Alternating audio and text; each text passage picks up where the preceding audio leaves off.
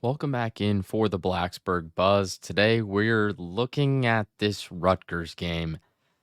Wow, really tough one for the Hokies. Just once again, came out flat in the first half, and they didn't really turn it on until right at the last minute with two big scores and two 2-point conversions. But outside of those couple of drives, they really had nothing going for them. Now, before we really dive into this game, let's talk about today's video sponsor, Bet Online. Bet Online is the world's most trusted betting platform and your number one source for everything football. Bet Online has every stat, every matchup, and even live odds and spreads to bet on during the games. Think you know your stuff? Get in on our $200,000 mega contest and pick 5 games against the spread every week for your chance at weekly prizes and a share of 200K. When the game's over, head on over to our online casino and get in on a game of blackjack or poker or unwind with one of our over 150 slot games. Head to the website today to get in on the action. Bet online, the game starts here. So, Virginia Tech falls in this one 26-23 at home. They're now 2-2 this season, while Rutgers is an impressive 3-0 right now, already halfway to bowl eligibility. In terms of the notable players for this game, it's really just Bashal Tootin for the Hokies. 3 touchdowns, 124 yards, and on just 15 carries. He was incredible. Once again, like he always is, the most consistent player on the team, the only guy that you can count on to show up and absolutely kill it every single game, dating all the way back to last season. He has not had a bad game. He has never not shown up. He's never not done his job. He has always gotten it done on the ground. 8.1 yards per carry on Saturday. But how do they pay him back? He doesn't even get the ball in the final drive trying to win the game.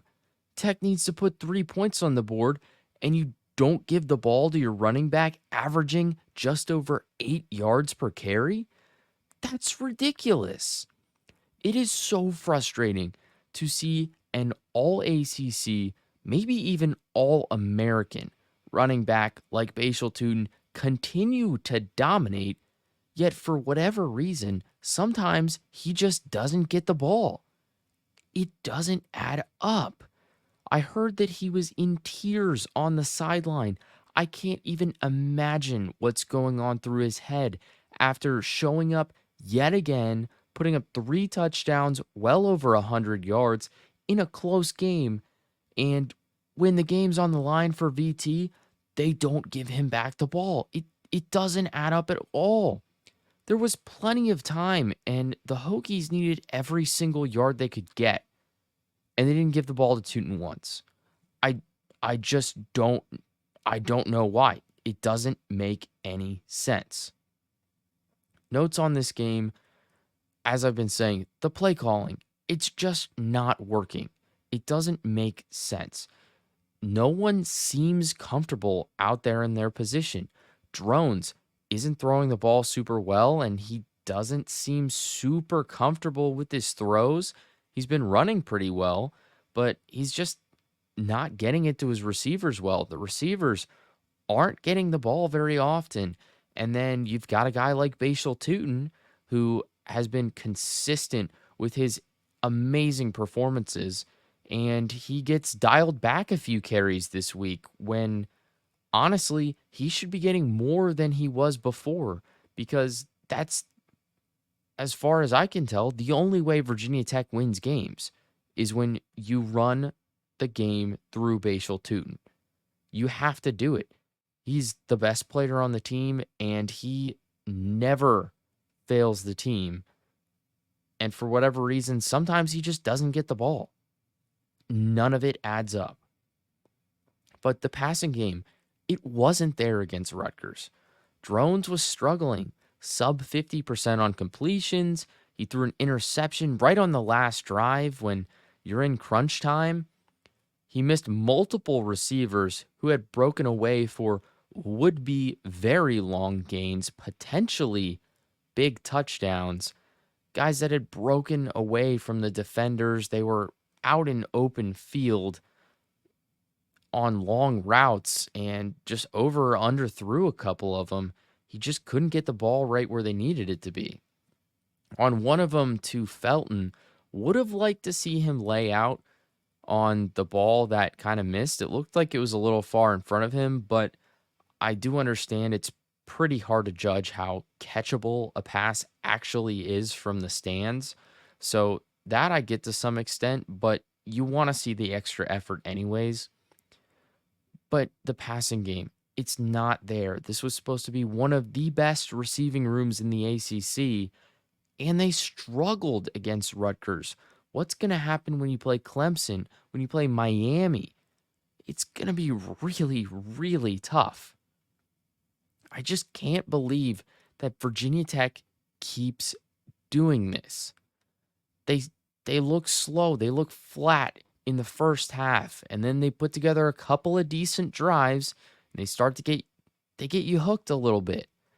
Then they make this comeback in dramatic fashion, back-to-back touchdowns with 2-point conversions, 16-point swing, and immediately after that happens, you give up a monster gain. It was like 70 yards on the very next drive, like one or two plays in.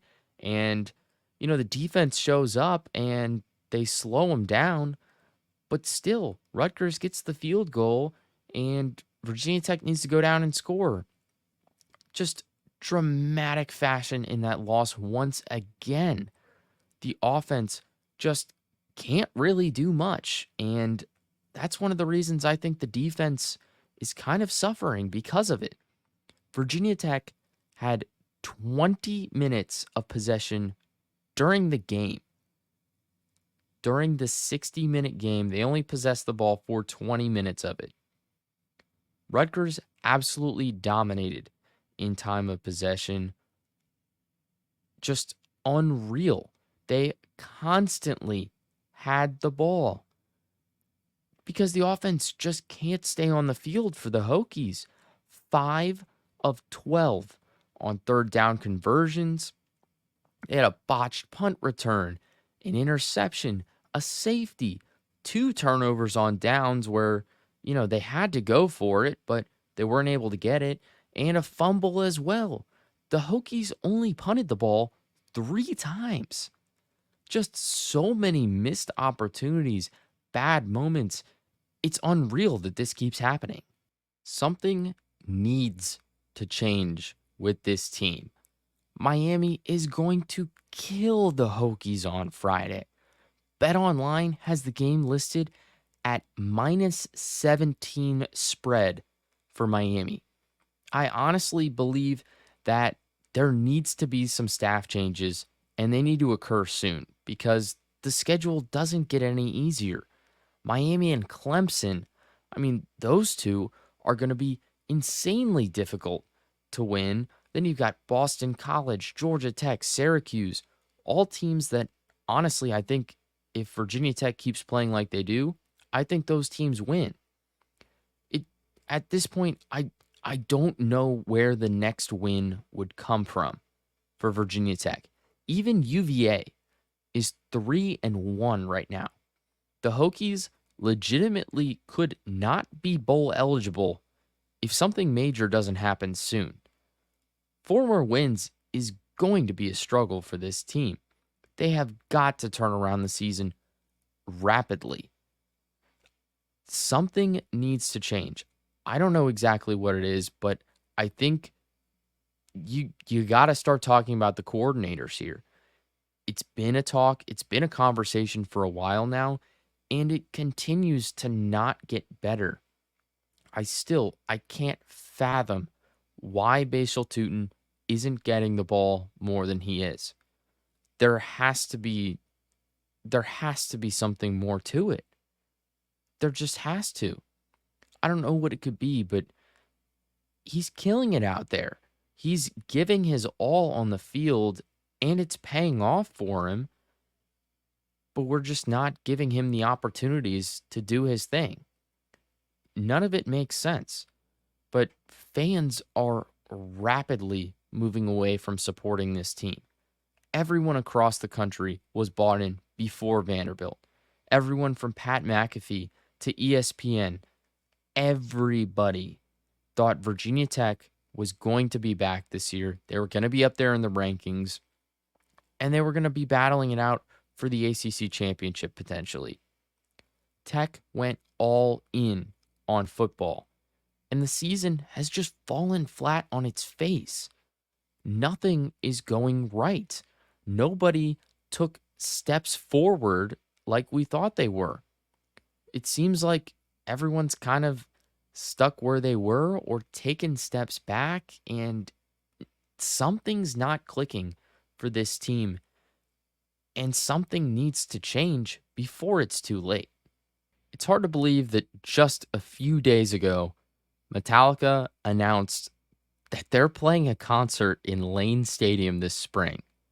And the rumor was they were also trying to come and perform Enter Sandman for a game, potentially the Boston College game, but it just wasn't working out, and they decided to go with a full concert. This happened within the last 7 days. And now we're questioning what Virginia Tech might even look like by the end of this season. It's scary. It's just unfathomable to think that something that Hokie fans have been hoping and praying for years, to have Metallica come out and play, because let's be honest, that's sweet. Metallica rocks. And having Metallica in Lane Stadium is even better. And with all this good news, you come out and you lose to Rutgers and you're 2-2 in a season where it was generally accepted you would probably be 4-0 at this point. I was more along the lines of 3-1 with a potential loss to Rutgers, but still 2-2, and the way Virginia Tech has been losing and winning these games, it just doesn't align at all with what the expectations were. Even if you lose some close games early in the season, if you're fighting for a full 60 minutes, you're leaving it all out there, and sometimes you just lose games. That's what happens in sports. You're not going to win every game. You're going to lose some. But the way the Hokies are losing these games, it's just not encouraging. You can watch the second half and say, "Hey, this is a pretty good team." But you have to look at the game as a whole, and when you see Virginia Tech do nothing for 30 minutes of football on the clock, it's concerning. It's really concerning about how this team's going to look in a couple of weeks. What happens when you lose another game, a big game to Miami, and you lose big?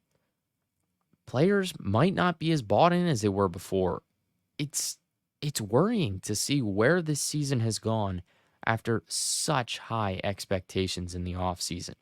Something has got to change. I just think you've got to start looking at the coaching staff. The team isn't showing up to the field prepared. The preparation clearly isn't working. Adjustments aren't being made quick enough. It's just not working on the field. Nothing's clicking. Nothing's meshing. You've got to start making changes, because when every single week Virginia Tech shows up and they're flat when they come out of the locker room, they don't make adjustments well, and constant miscues and missed opportunities, just poor moments on the field, at some point you've got to look for a change. And honestly, I think we're at that point now. When you look at the on-field performance, it just doesn't match. Everything off the field, you look at Brent Pry, and I would say he's succeeded. He won the fan base over. Recruiting has been the best it's been in quite a while. The school is pulling in more money and funding the football team better than it has in years. But it doesn't match the on-field performance, and that's the problem. they're just not winning games. And at the end of the day, that's what matters the most is winning games, is the performance on the field. And it hasn't been pretty. A crazy stat. Brent Pry is 1-9 in one-score games. You're going to lose close games. That's going to happen. But you've got to win some of them. The Hokies either blow their opponent out or they lose the game. There is no in between. You've got to win close games. Good teams win close games more often than not. And Virginia Tech just hasn't done that yet. At some point, you just have to make a change. And I think this is the time. I love what Brent Pry is doing. I love what he's done off the field because he has won over the fan base and he has recruited pretty well. But you keep losing games like this, you're going to start losing recruits. You're going to start losing the fan base. You're going to start losing the money to pay the players, to pay the staff. It's just falling apart. And I think Pry needs a different support system around him. And I think sooner rather than later, you've got to start looking. That's all I've got with this Rutgers game. Stay tuned for our next scheduled deep dive coming out. We're going to be breaking down the rest of the Virginia Tech Hokies schedule this 2024 season. We're jumping into part 5 and then jumping into part 6. So you're going to want to stay around and catch those. And I'll have a Miami review after this Friday's game. Might be a little bit of a rough one, but we'll see what happens. Gotta hold out with at least some hope that Virginia Tech can turn it around and maybe come up with a big win. That would be a huge win. Certainly not something I'm expecting, but you've got to keep a little bit of hope.